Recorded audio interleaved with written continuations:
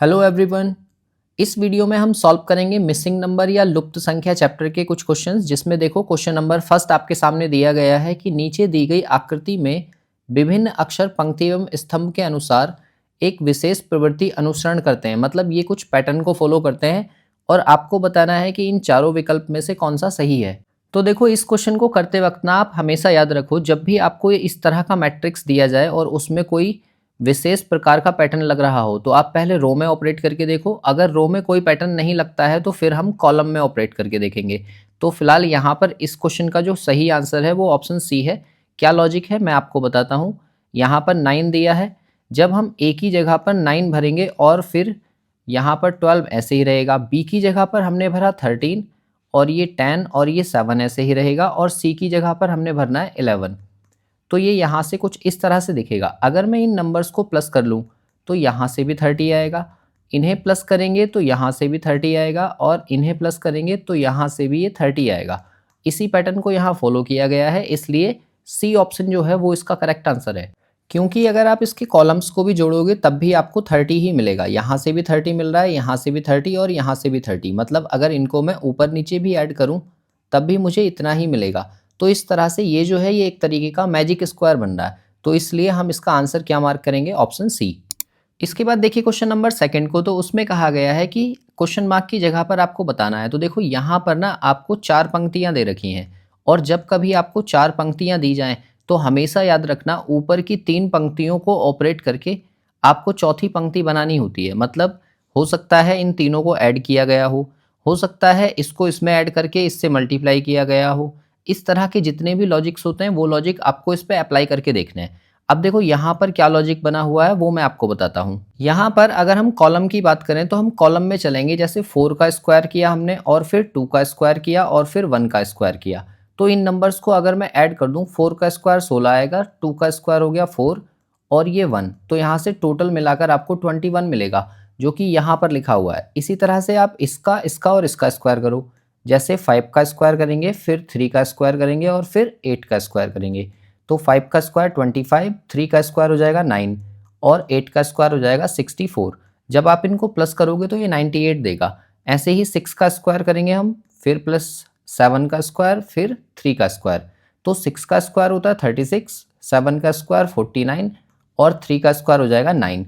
और इन सारे नंबर्स को जब आप ऐड करोगे तो ये बनेगा 94। तो इस क्वेश्चन का जो करेक्ट आंसर होगा वो ऑप्शन ए होगा। इस तरह से यहाँ पर स्क्वायर के भी लॉजिक हो सकते हैं और क्यूब के लॉजिक भी हो सकते हैं। तो इस तरह से आप अप्लाई करके देख सकते हैं। इसके बाद देखिए क्वेश्चन नंबर 3 को, तो क्वेश्चन नंबर 3 में देखो यहाँ पर 4 कॉलम दिए हैं, 1 2 3 4। तो कई बार ऐसा होता है कि पहले और तीसरे कॉलम में कोई रिलेशन होता है और दूसरे और चौथे कॉलम में कोई रिलेशन होता है। अगर इस तरह के रिलेशंस आपको मिलते हैं तो ठीक है, नहीं मिलते हैं तो आप सीधे डायरेक्ट इनको ऐड भी कर सकते हैं। जैसे यहाँ पर जो लॉजिक लगा है वो मैं आपको बताता हूँ। 16 को और 14 को और प्लस 18 को और 12 को, इन सबको जब आप ऐड करोगे तो 60 आपको यहाँ से मिलेगा। ऐसे ही सेकंड कॉलम को भी जब आप ऐड करोगे तो 20 प्लस 24 और प्लस 6 और प्लस 10, यहाँ से भी आपको 60 मिलेगा। तो आपको थर्ड वाले रो को भी ऐड करने के बाद में 60 ही लाना है। तो 17 को प्लस करेंगे हम, प्लस 13 को प्लस करेंगे, फिर 20 और फिर क्वेश्चन मार्क और इक्वल्स टू मुझे 60 लाना है। तो यहाँ पर ऐसा क्या रखा जाए कि ये 60 आ जाए, तो इन सबको ऐड कर लो। देखो 17 और 3 13 हो गए 30 और 20 50, यानी कि 50 plus question mark equals to 60। और ये 50 उधर जाएगा तो ये कितना हो जाएगा, 60 माइनस 50 यानी कि 10। तो इस क्वेश्चन का जो करेक्ट आंसर होगा वो ऑप्शन ए होगा, यानी कि 10। इसके बाद देखिए क्वेश्चन नंबर 4 को, तो क्वेश्चन नंबर 4 को देखकर आपको पता लग रहा होगा कि ये सारे नंबर्स तो स्क्वायर हैं, और अगर ये किसी के स्क्वायर हैं तो आप देखो ये जो 4 है ये 2 का स्क्वायर है। ऐसे ही 25 किसका है, 5 का स्क्वायर। फिर 64 किसका है, 8 का स्क्वायर। ऐसे ही नीचे देखें तो ये 3 का स्क्वायर लिखा है, फिर 6 का स्क्वायर है, और फिर 9 का स्क्वायर है। तो यहाँ पर ये 4 का स्क्वायर है और ये 7 का स्क्वायर। तो अगला नंबर आपसे पूछा है, तो आप ये देखो कि यहाँ पर ये पहला कॉलम, ये दूसरा कॉलम और ये तीसरा कॉलम, ये 2 3 4 है, 5 6 7 8 9। तो अब किसका स्क्वायर होगा, 10 का स्क्वायर। और 10 का स्क्वायर कितना होता है, 100, यानी कि ए ऑप्शन जो है वो इसका करेक्ट आंसर है। इसके बाद देखिए क्वेश्चन नंबर 5 को, तो उसमें भी क्वेश्चन मार्क की जगह पर आपको बताना है क्या होगा। अब यहाँ पर देखो क्वेश्चन मार्क साइन जो है ना वो मिडिल में है, तो मिडिल में जब भी हो तो किस तरह के लॉजिक लगेंगे, आप कोशिश करो पहले और तीसरे को यूज़ करके मिडिल वाले को बनाओ। अब इसमें क्या लॉजिक लगा है, देखो यहाँ पर मैंने क्या किया, 40 से 10 को माइनस किया। अगर मैं 40 में से 10 माइनस करता हूँ तो 30 मिलेगा, तो ये बीच में लिखा है। ऐसे ही देखो 50 में से अगर हम 30 माइनस करें तो 20 मिलेगा, वो बीच में लिखा है। तो आपको क्या करना होगा, मिडिल वाले के लिए आप 50 में से माइनस करो 40, तो आपको कितना मिलेगा 10, और 10 आपको डी ऑप्शन में दिया है, तो डी इसका करेक्ट आंसर है। इसके बाद देखिए क्वेश्चन नंबर 6 को, तो 6 में आपको एक सर्कल दिया हुआ है और उसमें कुछ बनना है। अब देखो यहाँ पर ना ज़्यादातर तो आपको याद रखना है कि इस क्वेश्चन में ना सीरीज बनती है। सीरीज मतलब कैसे, जैसे मान लो 2 है, फिर 5 है, फिर 9, फिर 12, फिर 13, फिर 31 और फिर 55 और फिर अगला क्वेश्चन मार्क, इस तरह का क्वेश्चन होता है। तो इसमें हम पैटर्न वही लगाते हैं जो सीरीज में हम यूज़ करते हैं। बट यहाँ पर क्या लॉजिक दिया है वो मैं आपको बताता हूँ। या तो इसके अंदर सीरीज आप बनाइए कोई सी भी, या फिर आप देखिए अपोजिट। अपोजिट का मतलब कि ये वाला जो कॉलम होगा ना ये इस वाले से रिलेटेड होगा, ऐसे ही ये वाला जो कॉलम होगा ये इससे रिलेटेड होगा। समझ रहे हैं आप, आमने सामने कुछ ना कुछ रिलेशन बनेगा, इसका इससे, इसका इससे और इसका इससे, है ना। जैसे देखो यहाँ पर 2 दिया है, तो 2 से मुझे 13 बनाना है, तो मैं कहूँगा 2 इंटू 6 करो और प्लस 1 कर दो, तो यहाँ से 13 आ जाएगा। अब यहाँ देखो 5 से मुझे 31 बनाना है, तो 5 इंटू 6 प्लस 1, यहाँ से 31 आ जाएगा। फिर देखो 9 से 55 बनाना है, तो 9 की इंटू करेंगे हम 6 में और प्लस 1 कर देंगे तो 55 मिल जाएगा। तो आप ये देखो कि 12 से हमें क्वेश्चन मार्क की वैल्यू मिलेगी, तो 12 इंटू 6 और प्लस 1, तो ये कितना हो जाएगा 73। मतलब डी ऑप्शन जो होगा वो इसका करेक्ट आंसर होगा।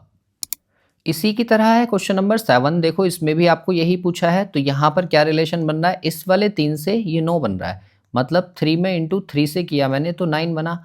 ऐसे ही ये वाले 9 को देखो आप 3 से इंटू करोगे तो 27 मिलेगा, जो कि यहाँ पर लिखा है। इस वाले 7 से ये 21 बनेगा, मतलब 7 इंटू 3 किए तो यहाँ पर कितना आया 21। तो आपको 5 में इंटू करना होगा 3 का, तो कितना मिलेगा 15, और 15 ही इसका आंसर होगा, यानी कि डी ऑप्शन करेक्ट है।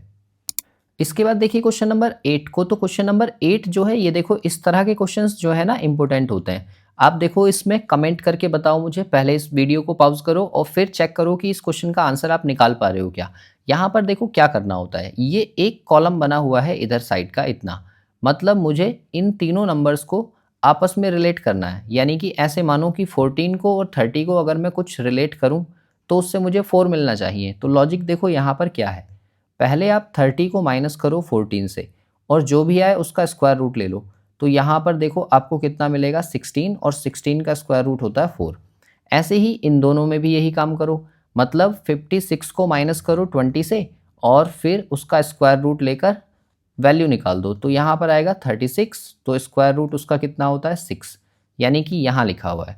ऐसे ही देखो थर्ड वाले को भी चेक कर लो एक बार कि यही है क्या। तो 22 से माइनस करेंगे हम 13 को और उसका स्क्वायर रूट लेंगे, तो यहाँ पर मिलेगा मुझे 9, और 9 का स्क्वायर रूट कितना 3, जो कि यहाँ लिखा है। तो आप यहाँ पर भी यही काम करो, मतलब 14 माइनस 10 करो और उसका स्क्वायर रूट लो, तो ये कितना हो जाएगा 4 का स्क्वायर रूट, जो कि 2 होता है। मतलब सी ऑप्शन इसका करेक्ट आंसर है। इसके बाद देखिए क्वेश्चन नंबर 9 को, तो क्वेश्चन नंबर 9 में देखो ये 4 नंबर्स दिए हैं, 1, 2, 3 और 4, और इन चारों की हेल्प से मिडिल वाले नंबर को क्रिएट करना होता है। तो देखो पहली बात तो यहाँ पर क्या लॉजिक लगा है, यहाँ पर हुआ है 1 + 2 + 3 + 4, तो ये कितना हो गया 10, जो कि मिडिल में लिखा है। ऐसे ही यहाँ पर 9 को 10 में ऐड किया तो ये हो गया 19, 19 को 11 में ऐड किया तो ये हो गया आपका 30, और 30 और 12 हो गए 42, तो यहाँ पर 42 लिखा है। मतलब 9 + 10 + 11 और +12, ये हो गया टोटल 42। ऐसे ही आप यहाँ पर भी काम करो, देखो 5 और 6 11, मतलब 5 + 6 11, 11 और 7 हमने प्लस कर दिया तो ये 18 हो गए, और 18 में हमने 8 ऐड कर दिया तो ये हो गए 26। मतलब सी ऑप्शन जो है वो इसका करेक्ट आंसर है। अक्सर यहाँ पर क्या पैटर्न लगते हैं, या तो आप इन सबको ऐड करके बीच में लिख लो, या फिर क्या होता है देखो इस वाले का इंटू आमने सामने वाला का इंटू होगा और फिर उसमें माइनस होगा या फिर प्लस होगा। इस तरह के पैटर्न यहाँ पर बनेंगे। इसके बाद है क्वेश्चन नंबर 10, तो क्वेश्चन नंबर 10 में आप बताओ कि क्वेश्चन मार्क की जगह पर कौन सी संख्या होगी। अब यहाँ पर देखो यहाँ पर 3 टर्म्स दे रखे हैं, 11 दिया है, 3 दिया है और 6 दिया है। इन तीनों की हेल्प से मुझे ये क्रिएट करना है जो कि लिखा हुआ है 242। तो 242 देखो किसका आधा, इसका अगर मैं आधा करूँ तो कितना मिलेगा मुझे 121, जो कि 11 का स्क्वायर होता है। तो मतलब हम यहाँ पर क्या पैटर्न लगा रहे हैं कि 11 का स्क्वायर कर देंगे हम और इनटू कर देंगे हम 6/3 से। तो यहाँ से मिलेगा 121 और उसका इंटू 2 में करेंगे तो यहाँ से 242 मिल जाएगा। यही पैटर्न यहाँ भी लगाओ, देखो 13 का स्क्वायर करेंगे तो 169 आएगा और इनटू करेंगे हम 4/2, यानी कि यहाँ से 2 आ जाएगा। मतलब 169 इंटू 2, तो ये वैल्यू मिल जाएगी 338, जो कि बीच में लिखी है। तो यहाँ पर भी करो, 9 का स्क्वायर किया हमने और इनटू इस वाले 6 को 3 से डिवाइड कर दिया, 6/3। 9 का स्क्वायर होता है 81 और यहाँ से आएगा 2, यानी कि ये कितना हो जाएगा 162, जो कि ऑप्शन सी में दिया है और सी ही इसका करेक्ट आंसर है। इसके बाद देखिए क्वेश्चन नंबर 11 को। तो देखो 11 में क्या हो रहा है, ये 84 और ये 16 ऐड कर दो। मतलब 84 को अगर मैं 16 में ऐड कर दूं तो मुझे 100 मिल जाएगा, जो कि यहाँ पर लिखा हुआ है। ऐसे ही इन दोनों को प्लस करके यहाँ पर 90 लिखा है। मतलब 15 को अगर हम 75 में प्लस कर दें तो यहाँ से हमें 90 मिल जाएगा। ऐसे ही थर्ड वाले को कर दो, ये जो 21 है इसमें 90 प्लस कर दो तो ये कितना आ जाएगा 111, यानी कि डी ऑप्शन जो होगा वो इसका करेक्ट आंसर होगा। और इसके बाद क्वेश्चन नंबर 12 जो कि आपके लिए होमवर्क है, जल्दी से मुझे कमेंट करके बताओ कि इस क्वेश्चन का आंसर क्या होगा। बाकी अगर इस वीडियो में किसी क्वेश्चन में कोई डाउट है या आपका आंसर कुछ और आ रहा है तो आप नीचे कमेंट कर सकते हो। कुछ और टॉपिक्स भी मैंने यहाँ पर पढ़ा रखे हैं, तो आप चाहें तो एक बार डिस्क्रिप्शन चेक कर सकते हैं, वहाँ पर और भी वीडियोज़ आपको मिल जाएंगी रीजनिंग की प्रिपरेशन के लिए। बाकी मिलते हैं नेक्स्ट वीडियो में किसी दूसरे टॉपिक के साथ।